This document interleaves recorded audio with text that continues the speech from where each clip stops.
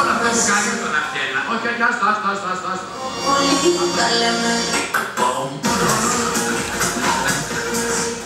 Αυτό παιδιά λίγο με τον Αθένα εμένα κάθε φορά με τρομάζει. Λέω, βάρδα να ξεκολλήσει το κεφάλι και να σκάσει στο πρώτο τραπέζι πίστα που θα έχει πάει ο Μαλάκος, ο γνωστός ο Μικροτσούτρος με την κόμπρα να κάνει το εφέ και θα ρίξει πολύ πλοκολουδιά. Δεν βλέπει το πρόγραμμα.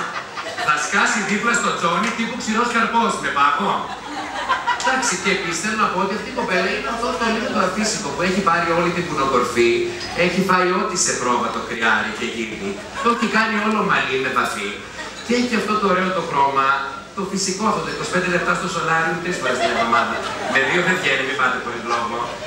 Και θέλω να πω ότι τη διεκδικούν 28 χωριά, 57 κομμοπόλεις, 2 βραχονησίδες, 6 καλοκαιρινά θέρετρα, τελικά από πού είναι η Φουρέιρα.